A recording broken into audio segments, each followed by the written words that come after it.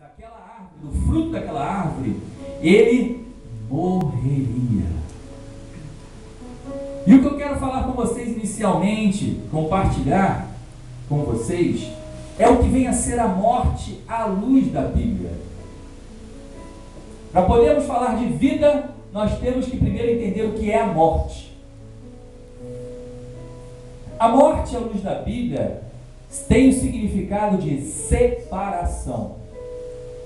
Sabe por quê, queridos? Porque Deus não extingue. Entende isso em teu coração. Deus não extingue absolutamente nada que Ele criou, do que Ele criou. Todas as coisas que Deus criou, elas vão permanecer eternamente. Até o nosso corpo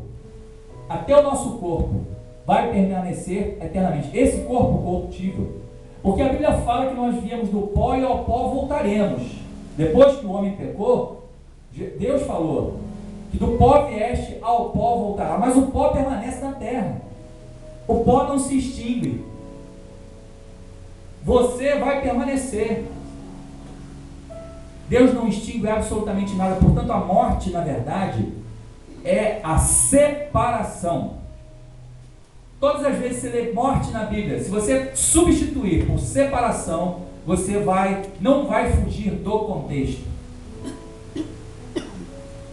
Sobre morte, há 3 aspectos específicos. Quando Deus fala que o homem certamente morreria, Deus estava falando em 3 aspectos principais.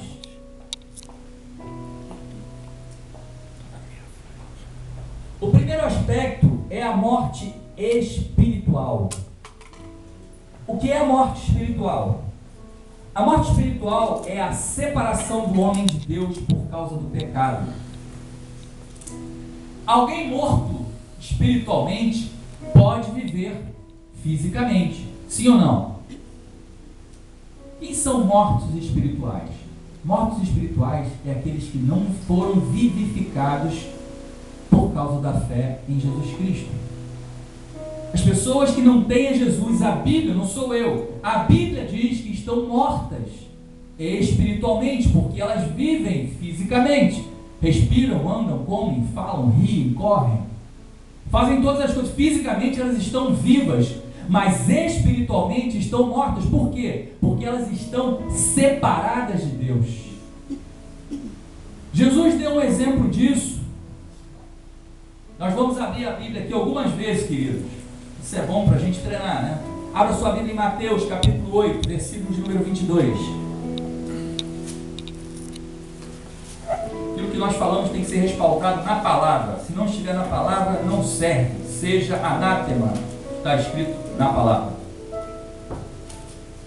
Mateus, capítulo de número 8, versículo de número 22.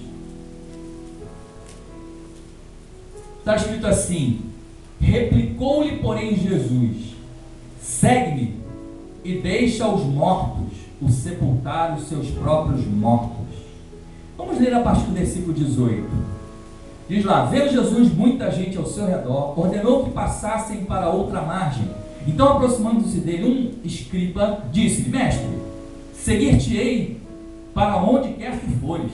Mas Jesus lhe respondeu: as raposas têm covis e as aves do céu ninhos, mas o Filho do Homem não tem onde reclinar a cabeça. E outro discípulo lhe disse: Senhor, permite-me ir primeiro sepultar o meu Pai. Replicou-lhe, porém, Jesus: segue-me e deixa os mortos sepultar os seus próprios mortos. Jesus estava falando que, na verdade, o pai daquele rapaz não tinha Jesus, não tinha encontrado a verdade, portanto não havia encontrado a vida. Por esta razão, o pai daquele rapaz estava morto espiritualmente, ainda que vivo fisicamente. O que Jesus estava falando: olha, meu filho, não há tempo para isso. Não vai esperar o seu pai morrer para você enterrá-lo, para depois você vir e me seguir. Você precisa me seguir agora, porque você encontrou a mim, portanto você está vivo espiritualmente e fisicamente. Essa é a primeira morte a que a Bíblia fala. Quando Deus falou que se o homem comesse do fruto da árvore do conhecimento do bem e do mal, ele certamente morreria. A primeira morte a que Deus estava se referindo era a morte espiritual, essa separação entre o homem e Deus por causa do pecado. É uma barreira que se levanta. A segunda morte a que Deus se referia era a morte física. A morte física também é uma separação. Separação do que, pastor? É a separação entre o homem interior e o homem exterior, ou seja, é a separação da alma e do espírito do homem do seu corpo físico. Quando nós morremos, o corpo físico fica aqui na terra, sim ou não? Sim. Porém sem vida, porque alma e espírito são separadas do corpo. Há uma separação também. Tiago, abra sua Bíblia em Tiago, capítulo 2, versículo 26, fala sobre isso.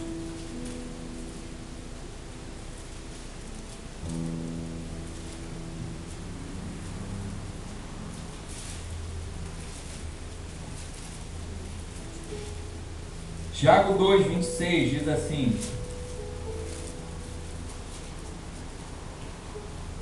porque assim como o corpo sem espírito é morto, assim também a fé sem obras é morta. Na parte A do versículo, Tiago fala: o corpo sem espírito é morto. Ou seja, quando o espírito do homem é separado do corpo, isso gera a morte. Invariavelmente é morte. E a morte é a separação. A terceira e última morte a que Deus se refere, quando fala o homem certamente morreria se comesse daquele fruto, é a morte, a chamada morte eterna. Morte eterna, ou segunda morte. A segunda morte nós vemos lá em Apocalipse. Abre em Apocalipse, capítulo de número 2. Vamos ler duas passagens. Primeiro 2:11. Apocalipse 2:11. Veja aí em Apocalipse o que está escrito.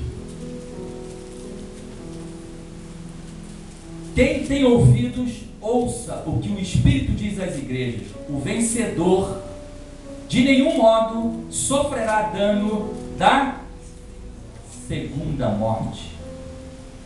Qual é a segunda morte? É a morte no lago de fogo. É a morte eterna.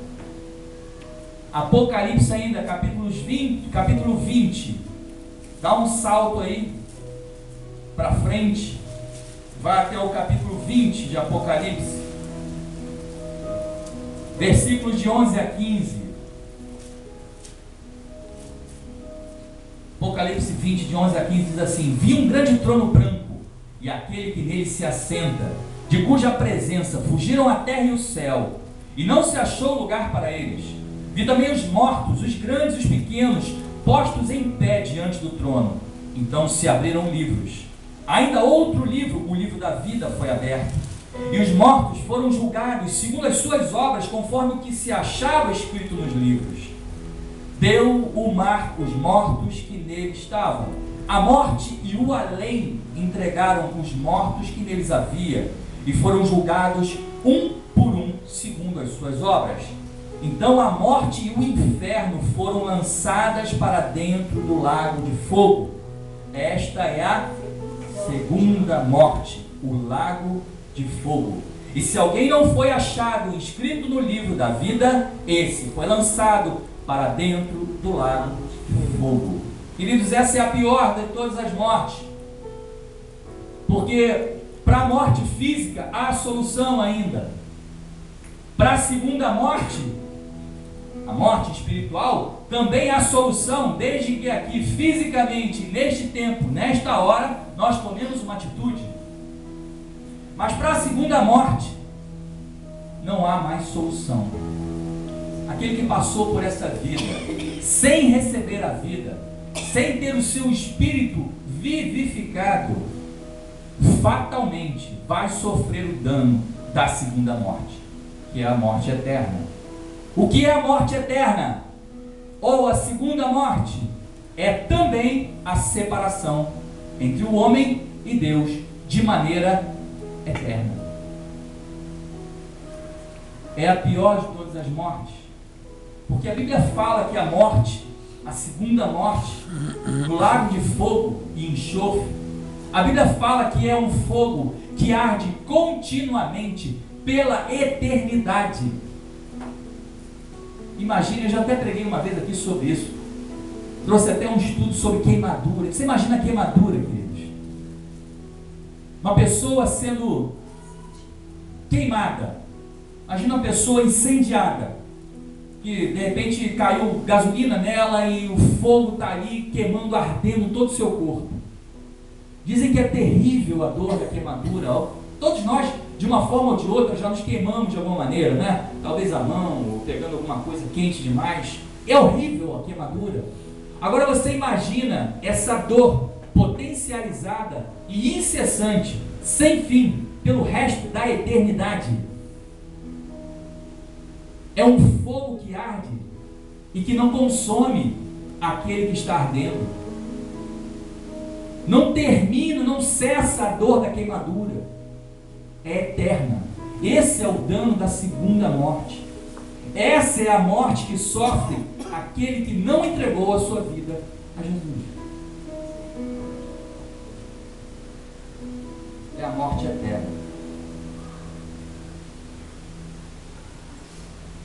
Mas para que o homem fosse restaurado e ficasse livre da morte, seria necessário que a justiça de Deus se cumprisse. O homem pecou e aí não tinha mais jeito para o homem. A morte entrou no homem. Passou no DNA do homem, desde o primeiro homem e da primeira mulher, Adão e Eva. Passou no DNA dele para todos os outros seres humanos que o sucederam. Todos os filhos de Adão nasceram sob a maldição da morte. Então, para que essa morte fosse extinta, para que essa maldição da morte fosse extinta, era necessário que a justiça de Deus se cumprisse por causa desse pecado, desse erro do homem.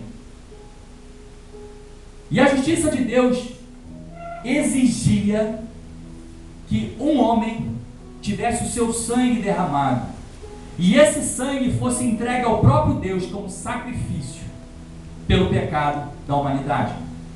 Mas tinha que ser mais. Esse homem tinha que ser um homem justo, um homem que não houvesse pecado, que não tivesse transgredido, que não houvesse transgredido as leis